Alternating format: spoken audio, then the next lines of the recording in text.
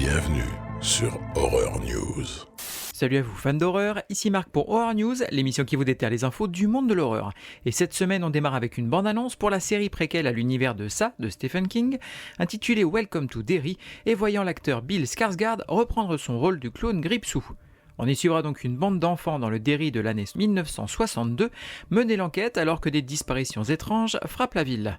Alors normalement on devrait avoir 2 autres saisons qui devraient se dérouler donc en 1935 et en 1908 et donc tout ça c'est prévu, du moins pour cette première saison, pour une sortie à l'automne. Nouvelle bande-annonce pour le film intitulé Jurassic World Renaissance. Alors au programme, un retour sur les îles d'origine, une chasse aux plus gros dinosaures et la découverte de sombres secrets d'Ingen. Sortie prévue donc le 4 juillet au cinéma. Le film Destination Finale Bloodlines défonce tous les records de la franchise en cumulant déjà plus de 102 millions de dollars au box-office mondial pour sa première semaine d'exploitation, lui donnant ainsi de grandes chances de voir une suite mise en travaux. La série Blumhouse intitulée The Bondsman, avec l'acteur Kevin Bacon en chasseur de primes des enfers, est annulée après seulement une saison. Alors personnellement, j'avais regardé cette première saison et je la trouvais plutôt sympa, sans être extraordinaire quand même, mais je pense que ça aurait mérité peut-être au moins une deuxième saison. N'hésitez pas à me dire dans les commentaires ce que vous en avez pensé.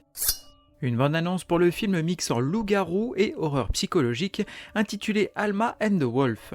On y suivra une petite ville fracturée après une violente attaque animale qui va voir son shérif perdre pied après la disparition de son fils. Sortie prévue le 29 juin en VOD. Le créateur de la franchise American Horror Story, Ryan Murphy, devrait produire la série intitulée The Shards, adaptant l'œuvre du même nom de Bret Easton Ellis, notamment connu pour avoir fait American Psycho. On y suivrait donc dans le Los Angeles des années 80 un coming of age sombre voyant l'arrivée d'un nouvel élève dans une école prestigieuse coïncider avec les meurtres d'un serial killer surnommé The Trawler. Les acteurs Marissa Tomei et Sam Rockwell devraient rejoindre le casting de la comédie de zombies intitulée Hellhound. On y suivrait dans la belle ville de New York un homme au bout du rouleau qui va devoir faire équipe avec son ex-femme et son nouveau petit ami pour sauver la ville de la destruction par le président des États-Unis alors qu'une apocalypse zombie a éclaté dans la ville.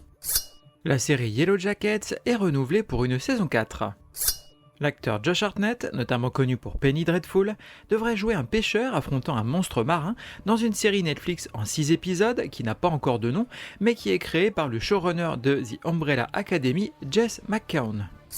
Eli Roth a un planning très chargé puisqu'il vient d'annoncer qu'il devrait écrire et réaliser encore un autre projet de film, cette fois-ci intitulé Final Cut, qui serait donc dans les tuyaux, et que normalement ce serait donc un hommage au style giallo des années 70. J'ai vu l'exorciste 2747 fois, à chaque fois je me marre comme un bossu. Côté VOD, DVD et Blu-ray, on va avoir Body Odyssey en VOD le 27 mai, A Hard Place, toujours en VOD, donc là c'est un film de monstre avec l'actrice Felissa Rose, qu'on connaît notamment pour Sleepaway Camp, ça sort le 27 mai, et donc Pretty Boy, toujours en VOD, là c'est un slasher de Saint-Valentin et ça sort le 27 mai. Ça fout les miquettes, hein. Côté streaming, on va avoir Onyx the Fortuitous and the Lost Talisman of Souls, donc ça c'est sur Shadows, c'est un film qui mixe comédie, fantastique, créatures cartoonesques, fantasy et Jeffrey Combs, le tout pour une exclue Shadows, définitivement à voir, personnellement je l'ai déjà vu, c'est un film qui m'a bien fait rire, donc ça sort le 30 mai sur Shadows, et ensuite on aura toujours sur Shadows Desert, et donc ça sort le 30 mai. Donne-moi le pouvoir, je t'en supplie. Côté livre, on va avoir Never Flinch de Stephen King, donc là c'est en VO et ça sort le 27 mai. Venom War, Mortel Protection, donc là c'est du comics chez Panini, donc c'est une histoire de symbiote issu de Venom qui transforme les morts en symbiote zombies, ça a l'air plutôt cool et ça sort le 28 mai. De là on aura le Carnaval des âmes chez Faute de Frappe, une novélisation du film, donc ça sort le 28 mai, et Cruel Jaws, donc toujours chez Faute de Frappe, toujours une novélisation et ça sort le 28 mai. Et ça fait du bien de dormir et de se faire un bon cauchemar, je me sens tout recargué. Côté jeux vidéo, on va avoir Zombie Cure Lab sur PC, PlayStation 5 et Xbox Series le 27 mai, Backrooms Level X sur PC, donc le 29 mai, Eternal Evil donc sur PS5 et Xbox Series sur un Survival Horror le 30 mai, et Deadly Quiet sur PC, donc toujours un jeu d'horreur en coop et ça sort le 30 mai.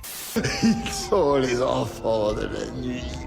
Terminons cet épisode avec des recos et on aura l'ouverture de la billetterie pour le Stabaton, festival cinéma consacré au slasher qui revient pour une édition qui va nous proposer une sélection de films comme la saga des Sleepaway Camp ou encore des destinations finales, le tout agrémenté d'animation et de tout dans une ambiance de feu, animé par un public de passionnés dont je ferai partie. J'ai déjà pris mon billet pour tout le week-end, tout l'événement, et donc rendez-vous sur stabaton.fr où vous pouvez aussi aller suivre d'ailleurs toutes les actus de l'événement sur Instagram, toujours sur le profil du Stabaton. Et deuxième reco, eh bien ce sera l'ouverture des précommandes pour le Digipack Collector inédit du film Psycho Beach Party, qui sera diffusé au Stabaton d'ailleurs. Et donc rendez-vous sur le site internet d'Extralucide Films pour commander votre Digipack. Merci à vous d'avoir suivi cette émission, n'hésitez pas à la partager autour de vous pour faire connaître le podcast et à me suivre sur les différents réseaux sociaux, que ce soit Insta, Facebook, TikTok ou même YouTube. Il ne me reste plus qu'à vous souhaiter bonne semaine et bon frisson.